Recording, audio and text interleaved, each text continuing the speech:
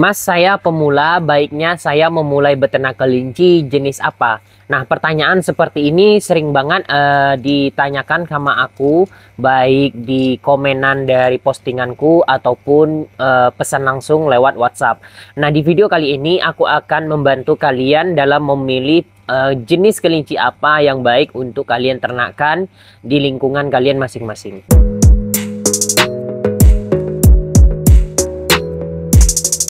Ada yang memulai beternak kelinci itu karena hobi, ada juga karena memang melihat sektor pasarnya itu masih luas sehingga mau terjun untuk beternak kelinci dan mendapatkan profit di situ.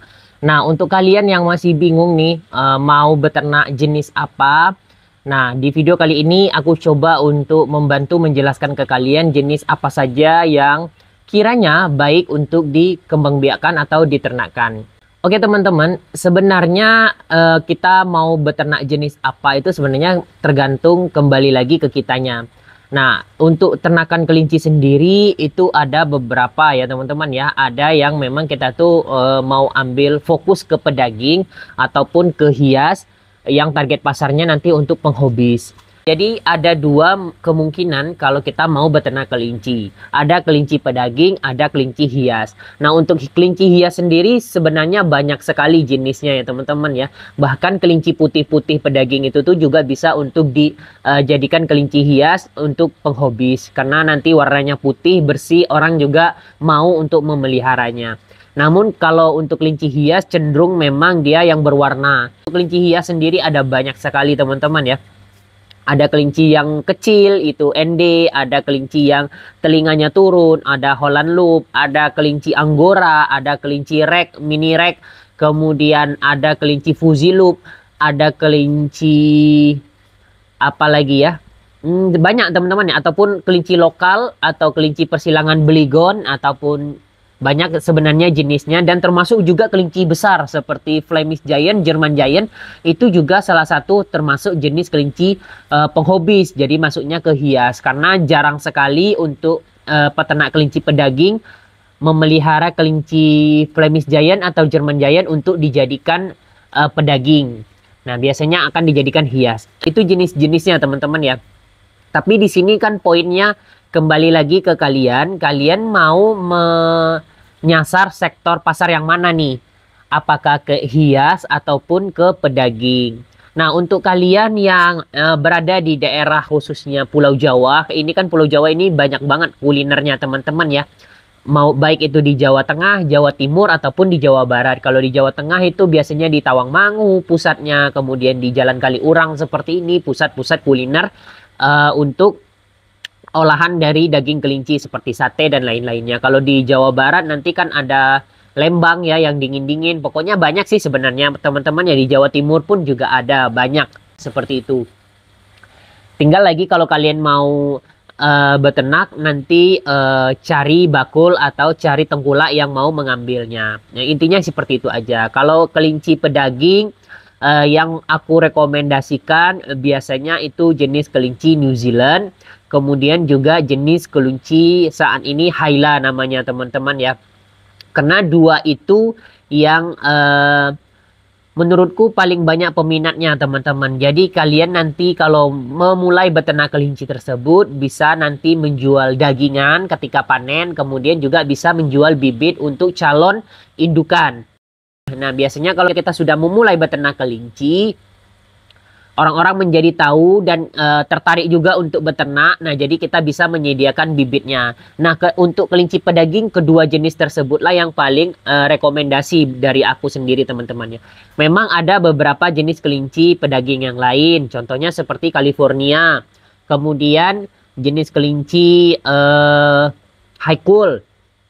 Jenis kelinci apa lagi ya? Rex juga bisa teman-teman, ataupun jenis kelinci Beligon dan lain-lainnya. Tapi kedua jenis New Zealand dan Hyla tersebutlah yang menjadi rekomendasi. Karena memang di data kandangku sendiri itu yang paling banyak permintaannya teman-teman. Karena kalau kelinci California tuh sudah susah untuk mencarinya sekarang ini. Kemudian juga karena susah, orang juga nggak ada yang cari. Jadi kalau kita beternak nanti ya ngapain kayak gitu, karena orang nggak mencari barang itu. Jadi kita beternak ya cari aja yang paling banyak di pasaran seperti itu. Terkhusus untuk kelinci jenis New Zealand dan juga jenis kelinci Hyla. Itu rekomendasi dariku teman-teman ya. Haikul pun juga, gimana dengan Haikul? Haikul juga bagus kan, pertumbuhannya juga bagus, anaknya juga bagus, badannya posturnya besar. Iya, cuman memang kalau mencari Haikul saat ini nih memang agak susah teman-teman. Untuk bibitnya sendiri carinya itu susah, dan kalau kalian sudah beternak nanti belum tentu juga orang lain mau mencari Haikul. Seperti itu. Jadi kita mau beternak ya carilah jenis kelinci yang paling banyak dicari di pasaran. Intinya seperti itu teman-teman. Nah, itu untuk yang bagian kelinci pedaging ya teman-teman ya. Kalau untuk yang kelinci hias mas, saya pemula baiknya saya ternak kelinci apa? Tadi di depan sudah saya sampaikan ada beberapa jenis kelinci yang rekomendasi untuk kalian ternakan. Ada ND, ada Holland Loop, ada Mini Rek, kemudian Fuzzy Loop, Angora, apalagi ya. Banyak sih sebenarnya teman-teman kalau jenis kelinci hias. Nanti tergantung sama kalian sendiri nih, kalian sukanya jenis apa nih. Mau yang berbulu panjang, suka ngerawatnya ya pakai Angora atau Fuzzy Loop. Nanti kalau yang bulunya sedang itu bisa Holland Loop yang telinganya turun, kemudian ND yang kecil, makanannya juga sedikit, atau Rek bulunya karpet seperti bulu karpet, bentuknya bagus. Sebenarnya tergantung sama kalian sendiri-sendiri ya teman-teman kalau untuk kelinci hias. Dan bagaimana pasarnya mas? Ya kalau untuk kelinci hias ya memang nggak semudah memasarkan kelinci pedaging. Kalau kelinci hias sendiri kita pilih kira-kira jenis kelinci apa yang paling banyak disenangi sama orang. Sebenarnya tergantung dari kalian sendiri juga sih teman-teman ya. Kalau menurutku, aku sendiri sudah beberapa kali mencoba untuk memasarkan kelinci hias. Masing-masing orang itu punya seleranya sendiri-sendiri. Jadi nggak ada salahnya teman-teman kalau kalian mau misalnya beternak nanti ngarahnya tujuannya ke hias. Nanti target pasarnya ke penghobis, orang yang membeli kelinci satu-satu. Karena untuk dipelihara lagi kayak gitu ya. Jadi nanti kalian bisa untuk beberapa jenis kelinci coba kalian ternakkan seperti itu. Karena kalau satu jenis aja teman-teman cenderung nanti kalian akan mentok di pemasarannya. Aku sedikit sharing dengan pengalamanku sendiri. Awal mula aku beternak kelinci itu aku beternak kelinci Rek teman-teman. Yang dari awalnya pelihara 3 ekor, kemudian mati, kemudian aku beli lagi sampai berkembang sampai ke 30 ekor indukan kelinci Rek, dan aku mengoleksi warna-warna ya teman-teman ya. Nah, di sini tantangannya kalau aku beternak kelinci hias teman-teman, atau satu jenis aja, jenis kelinci Rek.